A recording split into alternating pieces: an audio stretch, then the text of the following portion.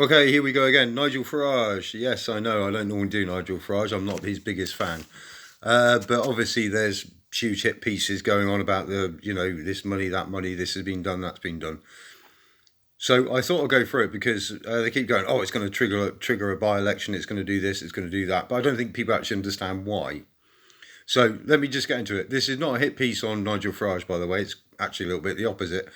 Right. Well, it all started off with a £5 million donation personally given to him by the crypto billionaire Christopher Harborne, who lives, I think, in Thailand or Singapore. Can't remember. But that was in 2024, which does explain for me his very peculiar push for crypto in 2024. By all means, go back and have a look. I thought it was really odd at the time, given everything that was going on and the fact reform was trying to win seats, but he was hitting the whole crypto quite heavily. Then we've got George Cottrell, which has just come out. Now, George Cottrell is, a fairly self-made man of sorts. He's very dubious for the simple reason that he was picked up by the FBI in America for basically arranging money laundering for bad people. And that was about 10 years ago. In those 10 years, he's written a book and done all sorts of things, so it's not exactly a fucking secret, is it? But it turns out that he has been sponsoring certain people to employ that employed by him and other bits and pieces, which isn't personal because it's to do with his campaign. So what's the problem with all this? The problem is the Parliamentary Code of Conduct and Regulations stipulate that all donations given to a party within 12 months, at least 12 months. Prior have to be disclosed if they're over £300. So, we're not talking about a £350 pair of underwear or, a £10,000 pair of glasses. Yeah, Keir Starmer. It doesn't look good. They're all going on about him earning £22,000 an hour for a gold bullion advert. Fucking fair play. Somebody came to me and said, I'm going to give you £22,000 an hour to have a gold bullion do an advert for gold bullion. I'll go, yeah, yeah, I'll be there. Which, there's nothing directly bad about that, but I don't really have a problem with it personally. So who's heading this all up? Well, let's get into it. Has he broken parliamentary code? Yes. Yeah, he has. I can try and defend him, but honestly, I don't care about the £5 million. I don't care about the £22,000. I don't care about George Cottrell. George Cottrell did his stint. He turned everybody in. The FBI were happy and released him. So this has been led up by Daniel Greenberg, who's the investigator, and Labour MPs now want it to widen. Surprise, surprise, to George Cottrell as well. So what happens from there? Well, if he is found guilty, it's more than likely he'll get a suspension. Okay, get a suspension from government from the House of Commons for 10 days or longer, it all depends. Which is why it could trigger a recall petition forcing a by-election. Now, what normally forces a by-election? A conviction, obviously suspension for longer than 10 days. Has to be longer than 10 days. So if he gets 9 days, you can't trigger an election, by-election. What else is there? If you're convicted of making false or misleading parliamentary allowances. Now, Keir Starmer again, funny enough, and quite a few other MPs. Lammy, let's talk about your £500 for a fucking taxi, shall we? But so they say it's going to trigger a by-election. Why? Why does it trigger a by-election? Well, what happens from that point on if you are suspended from the Houses of Parliament, obviously, Houses of Commons, sorry, you are no longer representing the people within your constituency.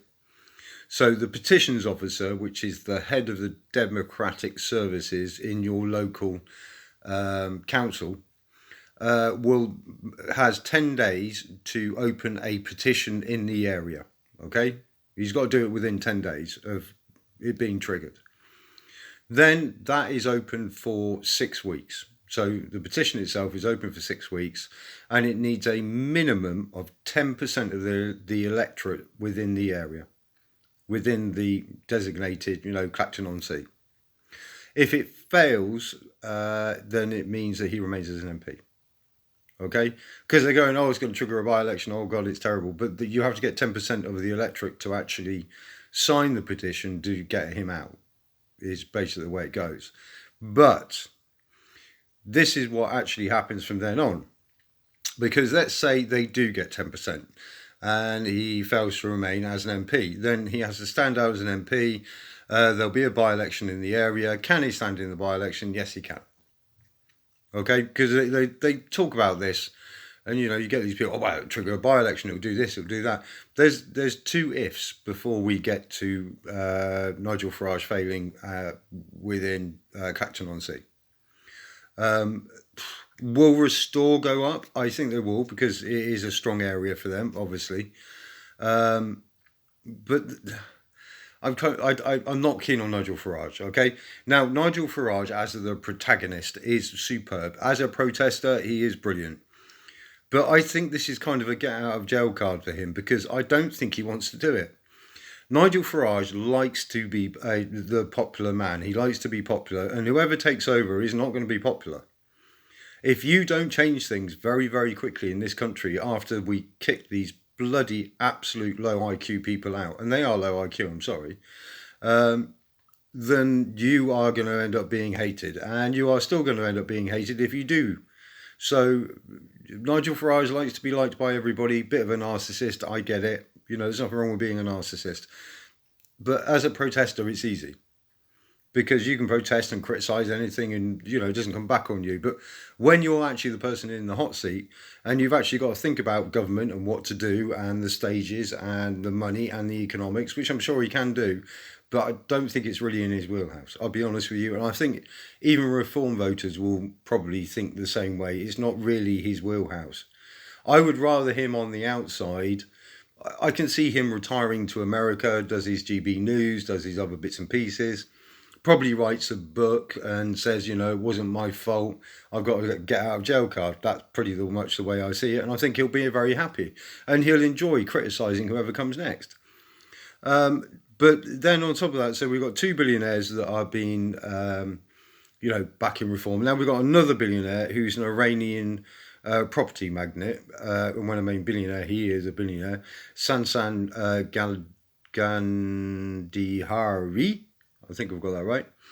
And because Reform has raised £9.9 million in the first quarter of 2026, which outstrips Conservative and Labour put together, probably for the year at this rate. But anyway, that is basically what's going to happen. I'm trying not to criticise Reform. I'm not a Reform fan. I will never vote for a Reform for the obvious reasons they're Conservative. Now, if Nigel Farage goes, I think Reform is kind of dead. I think it's kind of a dead party. Maybe that's the same with Restore, with Rupert Lowe. If Rupert Lowe sort of went, will it die? I don't know, because there's a lot of energy behind Restore itself. So, yeah, I wouldn't be entirely convinced. But who do you want? Do you want generic? The person who oversaw the immigration and the sneaky immigration with all the Afghanis coming into the country, or Suella Braverman? Lee Anderson, I have a great deal of respect for. He seems to say a spade's a spade, but it kind of feels like he's been held back in Reform. That's my personal opinion. So, yeah, I don't know who would really be there to take over if Nigel Farage went. Zia Youssef, I suppose, but I think that'll alienate everybody. The problem being is these people are saying the right things, but when it comes to the actions, is it going to be there? And I can't trust these people to do the actions that are required. That's me personally. What you think is up to you. You vote for Reform or whoever you want. But yeah, that's it. That's how he might have to go back and stand again in Clacton-on-Sea and have yet another by-election over all this. Do I really care? I don't give a fair play to me. He makes £22,000. Fair play to me. He got £5 million. Does make a lot of sense with all the adverts to do with crypto currency back in 2024 when he first, came up as Reform. But anyway, that's what it is.